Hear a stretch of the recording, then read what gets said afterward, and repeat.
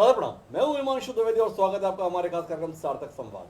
सार्थक संवाद के तहत आज हमारे साथ भारतीय राजनीति के शलाका पुरुष हैं, जिन्होंने अपनी 5 दशक की राजनीति के अंतर्गत कई मुकामों को हासिल किया। देश के सबसे पुराने राजनीतिक दल से वह ताल्लुक रखते हैं, उस राजनीतिक दल से जो इस समय संक्रमण के दौर से गुजर रहा है और एक नई शुरुआत करने के लिए प्रयत्नशील है। अभी 12 तारीख से लेकर 15 तारीख तक के बीच में उदयपुर में चिंतन शिविर के माध्यम से भारतीय राष्ट्रीय कांग्रेस एक बार फिर प्रासंगिक होने की कोशिश कर रही है। क्या कुछ कर पाएगी, ये सवाल हम सबके जहन में है और इसका उत्तर खोजने के लिए हम पूर्व केंद्रीय मंत्री, 4 बार के राज्यसभा सदस्य, राष्ट्रीय युवक कांग्रेस के पूर्व राष्ट्रीय अध्यक्ष सुरेश पचौरी जी के साथ हैं उनके निवास पर। तो सुरेश जी से ही समझने की कोशिश करते हैं वर्तमान चुनौतियों को और भविष्य की उम्मीदों को। तो सुरेश जी, बहुत बहुत स्वागत है हमारे खास। बहुत धन्यवाद, बहुत धन्यवाद। तो आपसे समझना तो पहले ये है कि चुनौती है क्या, जिसके संदर्भ में इतने चिंतित आप हो गए कि अब चिंतन शिविर कर रहे हो, वो भी एक लंबे अंतराल के बाद। चिंतित होने में देर तो नहीं कर दी? ऐसा कुछ नहीं है, लेकिन चुनौती को चुनौती मानना चाहिए। किसी भी राजनीतिक पार्टी के सामने इस प्रकार का चुनौतीपूर्ण माहौल समय समय पर आता रहता है, ये कोई नई बात नहीं है। लेकिन ऐसी स्थिति नहीं है कि हम अप्रासंगिक हो गए हैं। हमें हमारे सामने जो लोगों की हमसे अपेक्षाएं हैं, हमें उन कसौटियों पर खरे उतरना है। दूसरा, वर्तमान में जो सरकार चाहे केंद्र की हो या राज्य की हो, वो सरकार लोगों की अपेक्षाओं पर खरी नहीं उतर पा रही है, उसे बेनकाब करना है। और हमारा एजेंडा क्या हो, उस रणनीति के तहत, उस एक्शन प्लान के तहत हमें जनता के बीच में जाना है। इन सब बातों पर विचार विमर्श करने के लिए चिंतन शिविर का आयोजन किया गया। ये चिंतन शिविर कोई नया नाम नहीं है। जी। इसी प्रकार के शिविर, जिन्हें कभी हम विचार मंथन शिविर कहते हैं, कभी चिंतन शिविर कहते हैं, समय समय पर कांग्रेस ने आयोजित किए हैं। चाहे वो पचमढ़ी में किया गया आयोजन हो, चाहे शिमला में, या इससे पहले राजस्थान में भी हुआ था, और अब उदयपुर में 13, 14, 15 को होने जा रहा है। जब मैं बात कह रहा हूँ कि हमें जो वर्तमान सरकार है केंद्र की और राज्य की, कि उनके बारे में लोगों को बताना है, तो केवल आलोचना की दृष्टि से नहीं, बल्कि इस नज़रिए से कि किसी भी सरकार का पैमाना क्या होता है। किसी भी सरकार का पैमाने की बात जब आती है तो देखा जाता है कि स्वास्थ्य के क्षेत्र में, शिक्षा के क्षेत्र में, रोज़गार के क्षेत्र में, आम लोगों के लिए किए गए हितकारी कार्य के क्षेत्र में, चाहे वो केंद्र सरकार हो या राज्य सरकार हो, उसने क्या काम किया। एक तो ये इशू विपक्षी दल के सामने रहता है। जी। दूसरा ये रहता है कि कोई कमी या खामी रह रही है तो हम शांतिपूर्ण ढंग से उस बात के लिए संघर्ष करें, लोगों के बीच में जाएं, जीवंत संपर्क करें। अब ये किस ढंग से करना है, मैं आपकी मूल बात पे आ रहा हूँ। इसी बात के लिए इस शिविर का आयोजन कांग्रेस पार्टी ने किया। समझना ये कि कांग्रेस केंद्र सरकार की नाकामियों पर चिंतन करने के लिए जा रही है या अपनी नाकामियों पर चिंतन करने के लिए जा रही है? देखिए, और दूसरा सवाल इस बात का है, जब आपके संगठन चुनाव चल रहे हैं, आपके वास्तविक अध्यक्ष का कोई अता पता नहीं है कि राष्ट्रीय अध्यक्ष कौन होगा, क्या होगा, और ऐसे में चिंतन शिविर थोड़ा विरोधाभास नहीं है कि अभी भी भ्रमित है कांग्रेस? ऐसा कुछ नहीं है। पहली बात तो ये स्पष्ट करूं कि अभी वर्तमान में हमारी अध्यक्ष आदरणीय श्रीमती सोनिया गांधी जी है। जी। दूसरी बात, संगठन का चुनाव जब संपन्न हो जाएगा तो निश्चित रूप से हम अपने अध्यक्ष का चुनाव लोकतांत्रिक प्रक्रिया से करेंगे। तीसरी बात, हम खामियां केवल वर्तमान केंद्र या राज्य सरकार की नहीं देखने के लिए ये कर रहे हैं। हमें क्या एक्शन प्लान तैयार करना है, लोगों की जो हमसे अपेक्षाएं हैं उस पर कैसे खरे उतरना है, किस प्रकार का हमें एक्शन प्लान तैयार करना है, इस सब बातों के मद्देनज़र ये शिविर का आयोजन किया जा रहा है। रही बात कि हम में क्या खामियां हैं ये देखने के लिए हो रहा है क्या, निश्चित रूप से अगर हम विपक्ष में हैं और जनादेश हमारे पक्ष में नहीं आया है तो हमें ये स्वीकार करने में कोई संकोच नहीं होना चाहिए कि कहीं ना कहीं कोई खामी रह गई। अब उसे कैसे दूर किया जाए, लोकतांत्रिक राजनीतिक पार्टी अगर इस पर विचार मंथन करे तो ये कोई अनहोनी बात नहीं मानी जाना चाहिए। अनहोनी नहीं माननी चाहिए, पर किस जगह पे चिंतन करने जा रहे हैं जहाँ पर लगातार सांप्रदायिक किस्म की हिंसाएं हो रही हैं। आपकी तो खुद की राज्य सरकार वहाँ कटघरे में खड़े हो जा रही है, करौली में, इसके बाद में स्वयं मुख्यमंत्री के गृह नगर जोधपुर में, फिर भीलवाड़ा में। आपको नहीं लग रहा है जगह चयन में भी गलती कर दी? नहीं, ऐसा कुछ नहीं है। जोधपुर की बात आपने कही, वहाँ ऐसी स्थिति नहीं है। उदयपुर में ये चिंतन शिविर हो रहा है। और रही बात ये कि अगर हम सांप्रदायिक हिंसा की बात करेंगे तो इसके लिए कारण क्या है, जिम्मेवारी किसकी है, और आज जो देश में हालात बन रहे हैं वो किस वजह से बन रहे हैं, ये अगर हम बात में जाएंगे तो शायद बहुत लंबा समय आ जाएगा। लेकिन समय समय पर जो घटनाक्रम घटित हुए हैं, दुर्भाग्यजनक सांप्रदायिक हिंसा हुई है, उसकी मूल में जब हम जाते हैं तो बहुत कुछ बातें निकल कर सामने आती हैं। हम तो यही कह सकते हैं कि जहाँ तक कांग्रेस पार्टी का प्रश्न है तो कांग्रेस पार्टी हमेशा सेक्युलरिज्म में, सबको साथ लेकर चलने में, धार्मिक उन्माद न फैलाने में विश्वास रखती है। पर आपको नहीं लगता है कि चिंतन शिविर की तो शुरुआत ही बिगड़ गई? ये चिंतन शिविर की आधार भूमि तैयार हुई थी प्रशांत किशोर के साथ बैठक के संदर्भ में, प्रशांत किशोर को कांग्रेस में महत्वपूर्ण भूमिका देने के संदर्भ में। प्रशांत किशोर तो खुद अपनी अलग राह पे चल दिए। जिनके कहने सुनने के आधार पर चिंतन शिविर रखा जा रहा था, वही व्यक्ति तो शिविर बैठने से पहले ही अपना तंबू उखाड़ के निकल गया। मैं द्विवेदी जी विनम्रता पूर्वक ये बताना चाहता हूँ जी कि प्रशांत किशोर जी अच्छे रणनीतिकार हैं।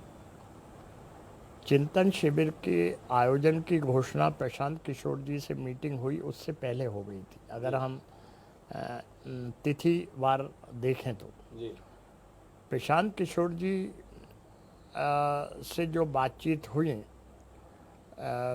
उसमें केवल चिंतन शिविर का मामला नहीं था, उसमें तो आगामी चुनाव के मद्देनज़र हमको किस ढंग से इलेक्शन प्रिपेयर्डनेस करना है, मुख्य एजेंडा वो था।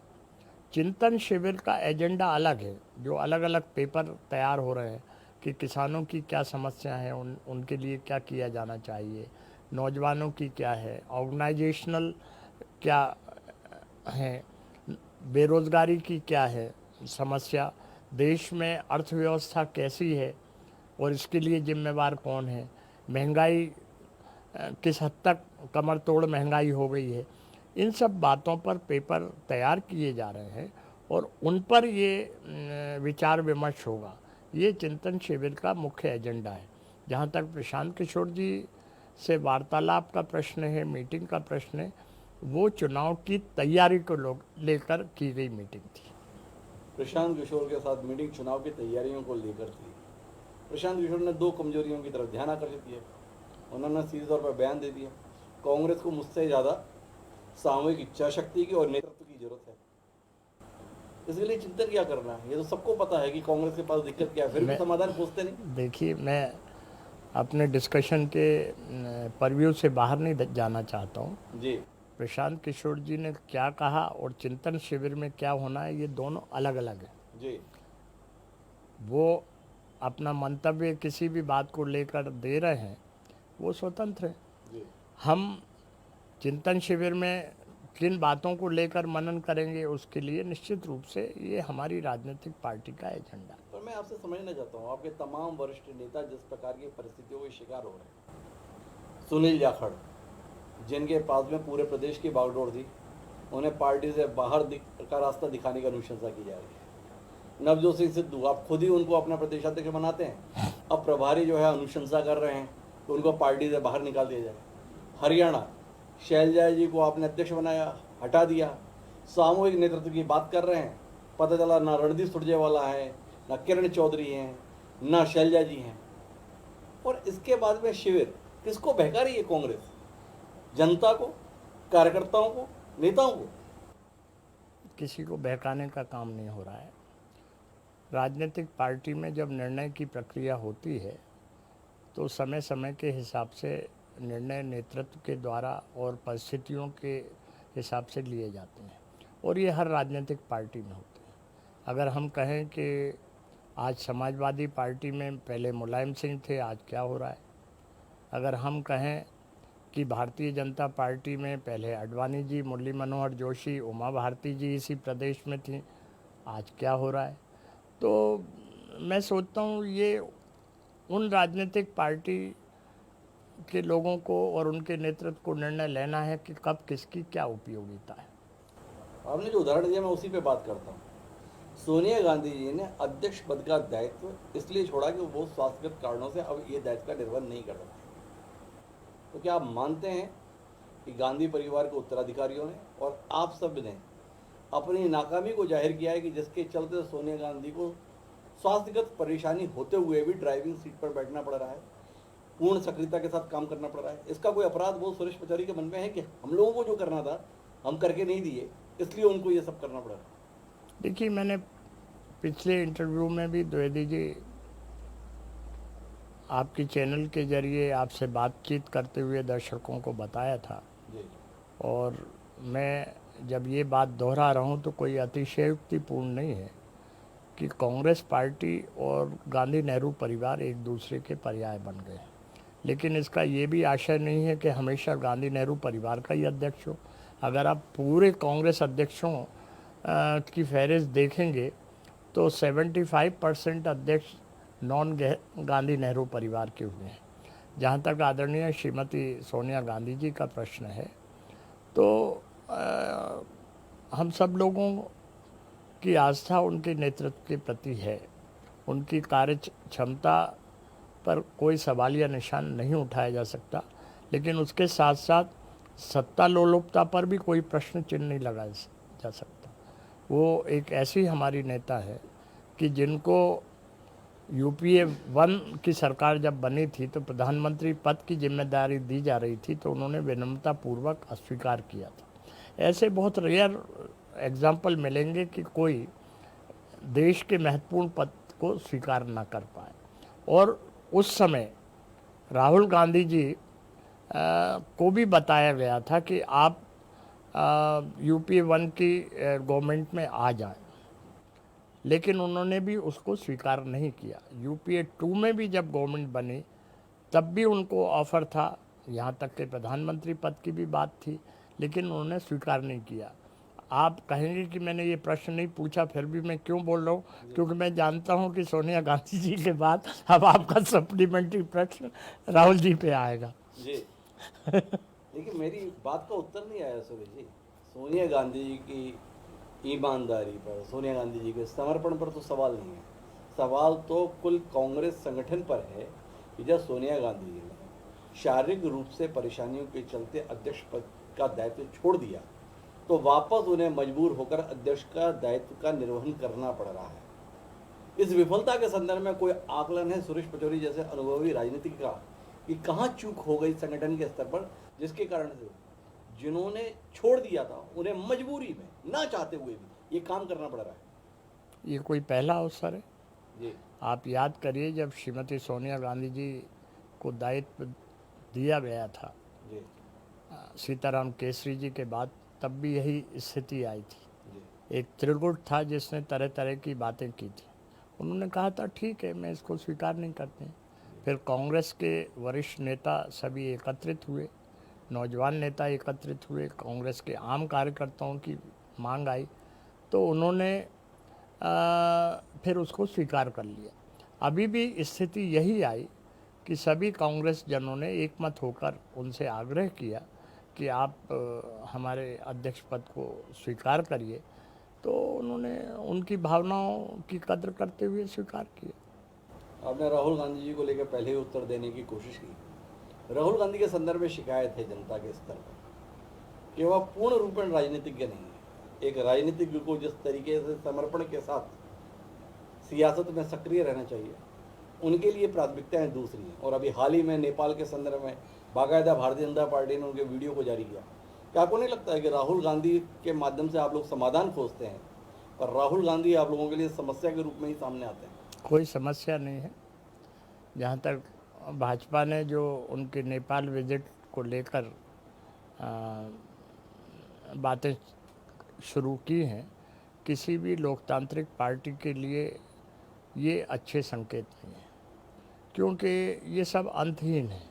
अगर व्यक्तिगत रूप से कोई किसी जर्नलिस्ट की शादी में शामिल होने जाता है तो ये कोई आपत्तिजनक बात नहीं है। अब फिर उसके बाद बाकी भी फिर जारी हो रहे हैं कि अन्य भाजपा के लोग उसी शादी में थे, वो क्यों थे?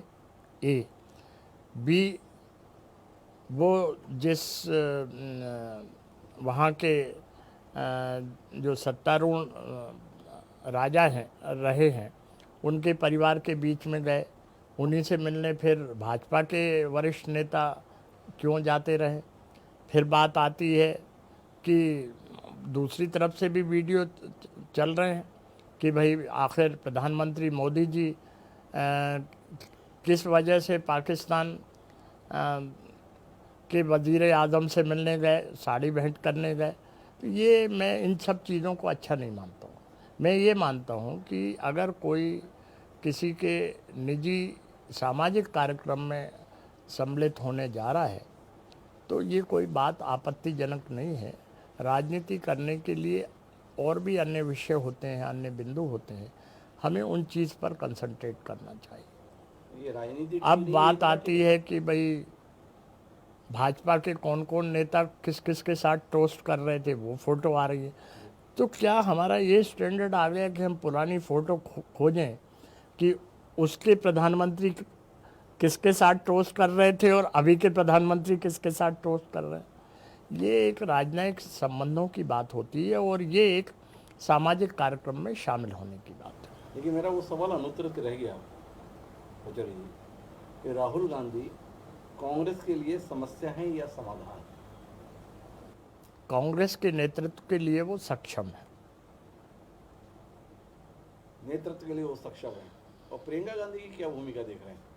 निश्चित रूप से प्रियंका जी भी बहुत परिश्रम कर रही हैं और उनमें अद्भुत संगठन शक्ति है और अपार संभावना है उनमें नेतृत्व की।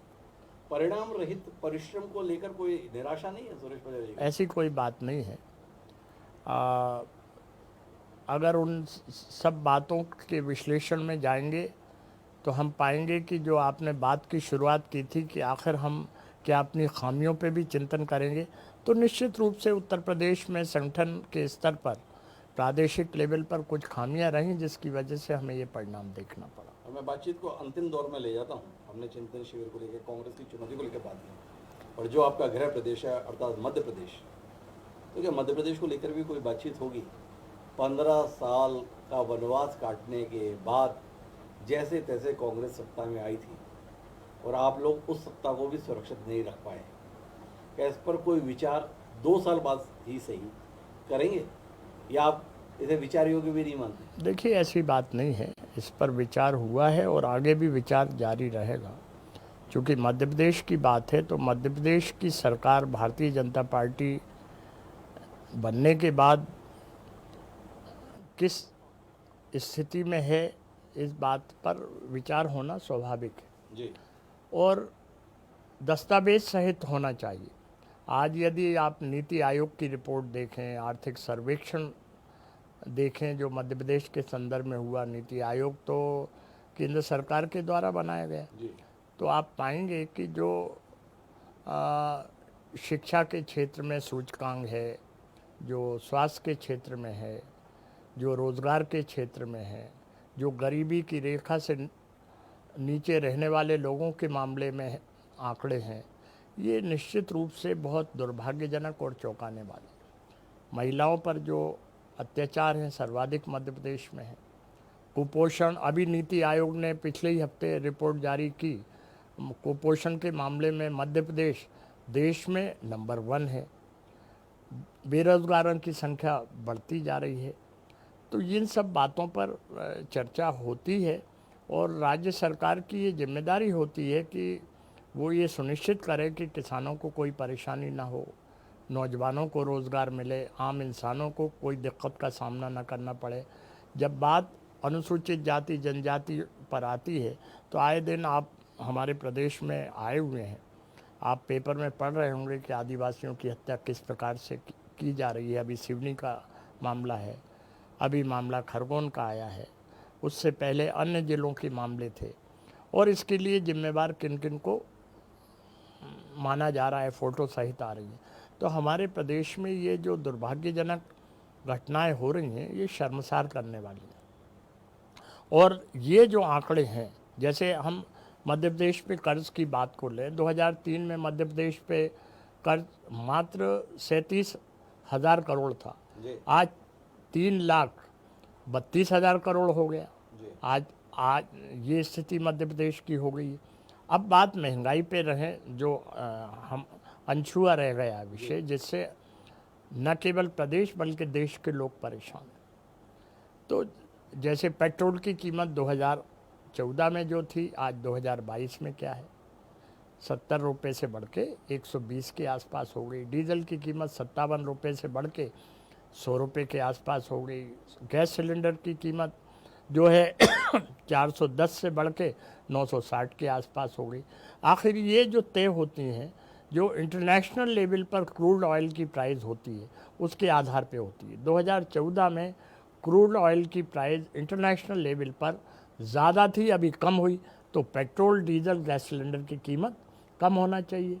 आज जो दूसरी आम उपभोक्ता की चीज़ें हैं, चाहे सरिया हो, चाहे सीमेंट हो, चाहे स्टील हो, चाहे सब्जियां हो, चाहे खाद्य तेल है, इनकी कीमत लगातार बढ़ती जा रही है। ये स्थितियां हो रही। बेरोज़गारी की अगर आप बात करें, मध्य प्रदेश की ही करें, तो 2014 में 3.4% थी बेरोज़गारी, आज 10% हो गई।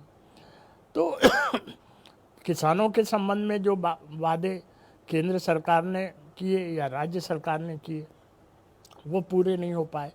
तो निश्चित रूप से इन सब बातों पर चिंतन होता है, मनन होता है, और उसके अनुसार हम लोग अपना एक्शन प्लान तैयार करते हैं।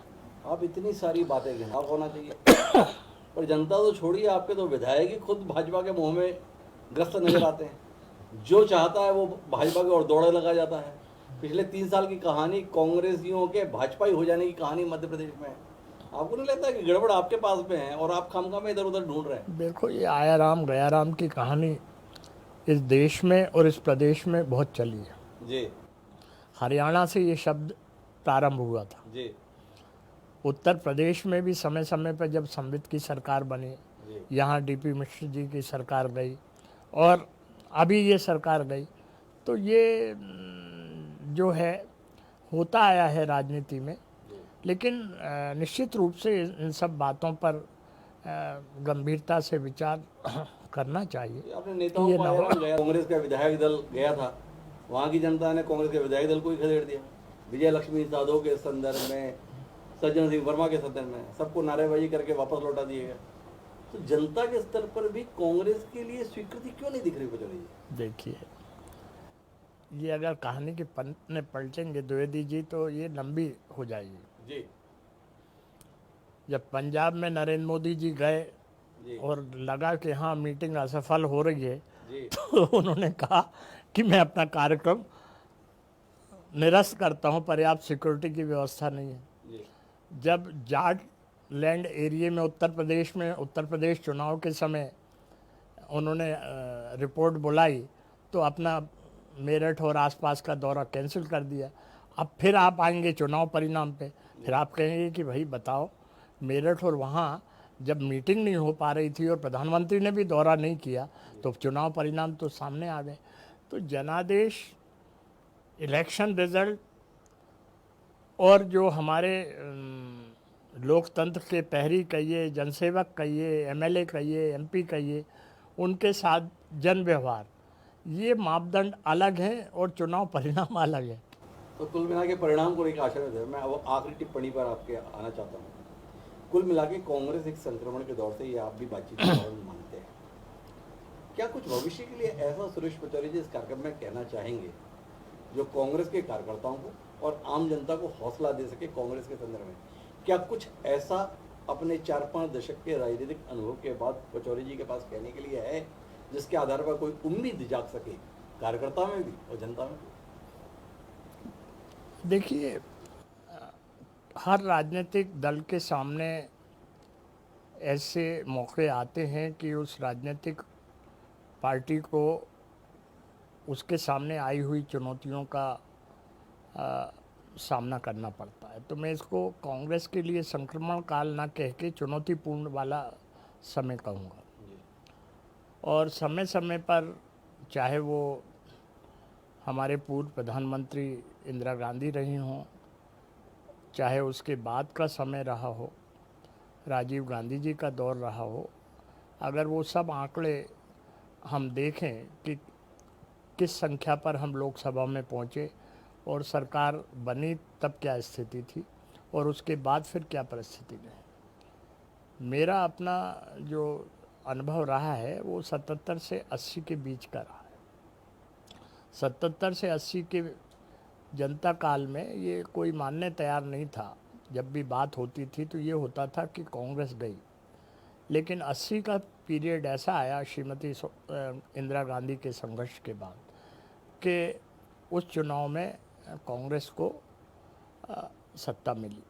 84 के समय आते आते श्रीमती इंदिरा गांधी जी का असैसिनेशन हो गया, राजीव गांधी जी का समय आया और फिर कांग्रेस को एक भारी मेजॉरिटी मिली और उसने सरकार बनाई। 89 के बाद समय समय पर जब सरकार बनी वीपी सिंह जी की या चंद्रशेखर जी की या देवे गौड़ा जी की या आई के गुजराल जी की या अटल बिहारी वाजपेयी जी की, तो ये लगा कि नहीं अब कांग्रेस के लिए समय आएगा कि नहीं आएगा।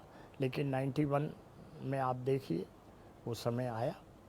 तो ये हर राजनीतिक पार्टी के सामने ये बातें आती हैं और स्वयं भारतीय जनता पार्टी के लोग जब मिलते हैं तो कहते हैं कि भाई 84 में हम लोग 2 की संख्या में रह गए थे, तो कभी हमने सोचा नहीं था कि देश में हमारी सरकार बन जाएगी, स्वयं वो लोग कहते थे। लेकिन वो संघर्ष करते रहे, मेहनत करते रहे, आज सरकार बना ली। तो आपने कहा कि आपका कांग्रेस के कार्यकर्ताओं के लिए क्या पैगाम है, तो मैं उनसे यही विनम्रतापूर्वक कह सकता हूँ कि वो निराश ना हो, हताश ना हो। आगे आने वाला समय हमारा है, हमारी नीतियों और कार्यक्रमों को लोग अंगीकार करेंगे। अंततः जो परिस्थितियाँ देश में निर्मित हो रही हैं, चाहे देश की अर्थव्यवस्था बिगड़ रही हो, चाहे किसान और नौजवान चौराहे पे खड़े हों, चाहे आम इंसान कमर तोड़ महंगाई से परेशान हो, ऐसी स्थितियां निर्मित होंगी कि लोगों को इस भारतीय जनता पार्टी वाली सरकार का विकल्प दिखेगा और आगे आने वाला समय हमारा है। हमारे कार्यकर्ताओं को एकजुट होकर काम करना चाहिए। तो सुरेश पचौरी जी का राजनीतिक तजुर्बा ये कहता है कि राजनीतिक विश्लेषक भले ही इसे कांग्रेस का संक्रमण काल कहें, लेकिन उनका अनुभव इसे चुनौतीपूर्ण काल मानता है। उनका मानना है कि अभी भी कांग्रेस के लिए संभावनाएं हैं और संभावनाओं का एक बड़ा स्रोत भाजपा की सफलता में भी उन्हें दिखता है कि 2 से अगर वो 303 पे पहुंच सकते हैं तो फिर तो वो 50-52 पर हैं, तो उनके लिए सफ़र इतना लंबा नहीं है। पर इसके लिए वो जरूरत बता रहे हैं कि सारे कांग्रेस कार्यकर्ताओं को हौसले के साथ एकजुट होना पड़ेगा। और ये तो कांग्रेस की बहुत बड़ी दिक्कत है। हमारे भोपाल में एक शेर कहा जाता है जी, अगर आप इजाज़त दें तो मैं अर्ज़ करूं जरूर कि रात कातिल है तो सूरज की किरण फूटेगी। जी, रात कातिल है तो सूरज की किरण फूटेगी, वक्त मुनसिफ है तो ये दौर सितम बदलेगा। ये दौर बदलेगा और एक अच्छा दौर देश हित में आएगा। तो कुल मिलाकर दौर बदलने की उम्मीद कर रहा सुरेश पचौरी जी, और हमारी शुभकामनाएं सुरेश पचौरी जी के साथ हैं। तो आपका बहुत बहुत धन्यवाद सुरेश पचौरी जी, हमारे साथ ऐसे महत्वपूर्ण मौके पर इस संवाद का हिस्सा बनने के लिए। उम्मीद है कि चिंतन शिविर से आप कुछ ऐसा निकाल कर देंगे जो देश में नई उम्मीद जगाने में कारगर सिद्ध होगा। तो आज के इस कार्यक्रम में दोस्तों इतना ही। जल्द फिर मुलाकात होगी किसी नई शख्सियत के साथ। मुझे दीजिए आप,